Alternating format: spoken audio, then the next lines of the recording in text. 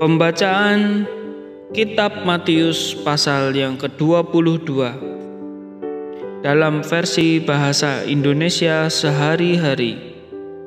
Yesus berbicara lagi kepada orang banyak dengan memakai perumpamaan. Katanya, apabila Allah memerintah keadaannya seperti perumpamaan ini.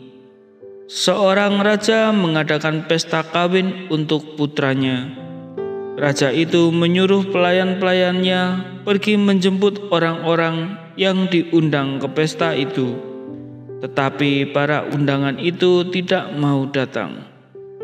Kemudian raja itu mengutus lagi pelayan-pelayannya yang lain. Katanya kepada mereka, beritahukan kepada para undangan itu, hidangan pesta sudah siap. Sapi dan anak-anak sapi saya yang terbaik sudah disembelih. Semuanya sudah siap, silakan datang ke pesta kawin.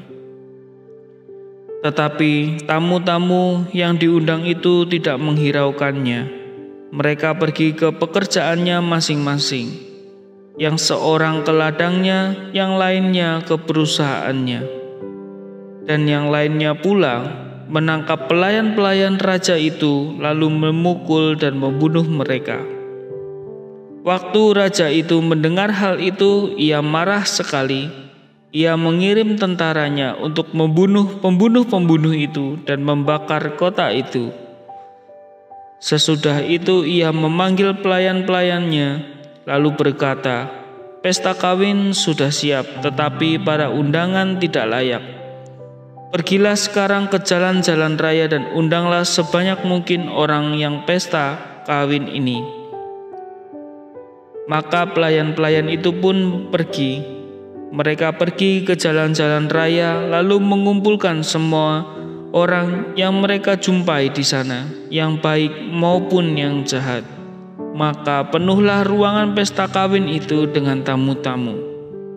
Kemudian raja itu masuk untuk melihat-lihat para tamu. Ia melihat ada seorang di pesta yang tidak memakai pakaian pesta.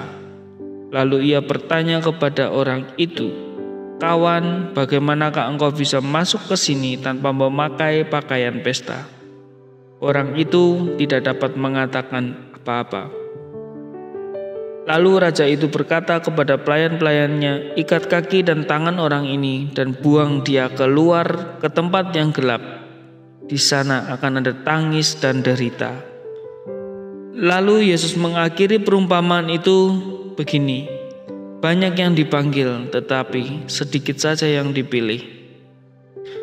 Kemudian orang-orang Farisi pergi berunding bersama-sama mengenai bagaimana mereka bisa menjebak Yesus dengan pernyataan-pernyataan. Maka mereka mengutus pengikut-pengikut mereka kepada Yesus bersama dengan anggota golongan Herodes. Orang-orang itu berkata kepada Yesus, Pak Guru, kami tahu Bapak jujur. Bapak mengajar dengan terus terang mengenai kehendak Allah untuk manusia, tanpa menghiraukan pendapat siapapun. Sebab Bapak tidak pandang orang. Karena itu coba Bapak katakan kepada kami, menurut peraturan agama kita, bolehkah membayar pajak kepada kaisar atau tidak?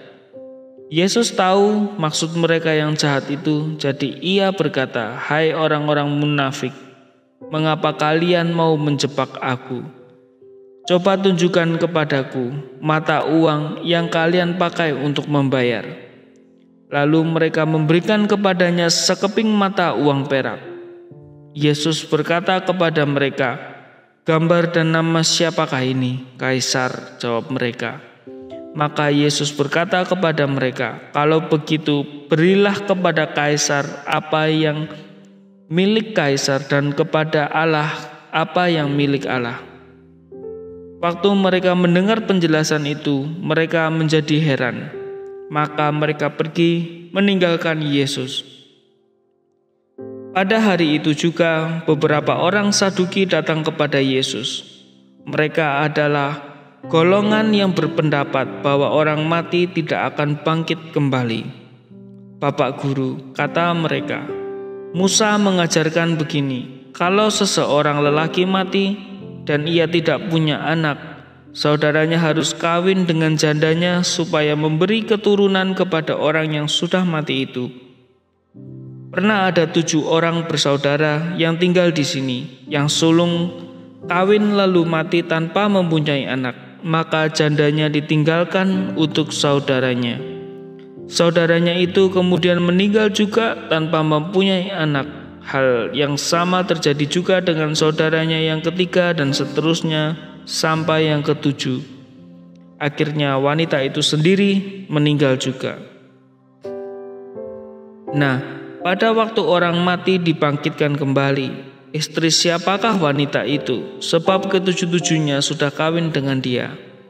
Yesus menjawab, "Kalian keliru sekali, sebab kalian tidak mengerti Alkitab maupun kuasa Allah.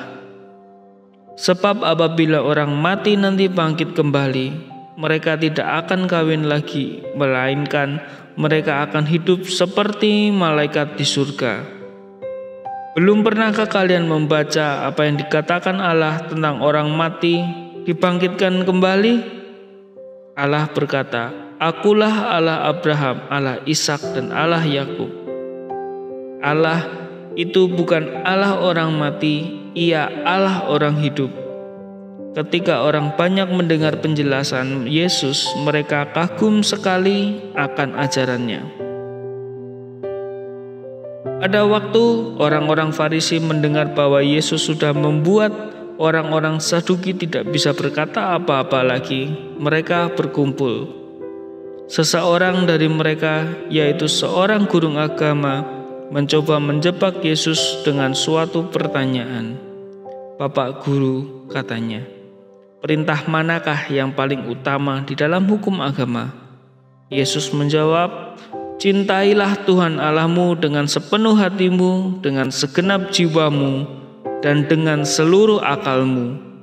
Itulah perintah yang terutama dan yang terpenting. Perintah kedua sama dengan perintah yang pertama, yaitu cintailah sesamamu seperti engkau mencintai dirimu sendiri." Seluruh hukum agama yang diberikan oleh Musa dan ajaran para nabi berdasar pada kedua perintah itu. Sementara orang-orang Farisi masih berkumpul di situ, Yesus bertanya kepada mereka, "Apa pendapat kalian tentang Raja Penyelamat keturunan siapakah dia? Keturunan Daud." "Kalau begitu," tanya Yesus, "apa sebab Roh Allah mengilhami Daud untuk menyebut Raja Penyelamat Tuhan? Sebab Daud berkata, 'Tuhan berkata kepada Tuhanku, duduklah di sebelah kananku sampai aku membuat musuh-musuhmu takluk kepadamu.' Jadi kalau Daud menyebut Raja Penyelamat itu Tuhan, bagaimana mungkin dia keturunan Daud?" Tidak seorang pun dapat menjawab Yesus, dan semenjak hari itu tidak ada yang berani menanyakan apa lagi kepadanya. Demikianlah firman Tuhan. Haleluya. Amin.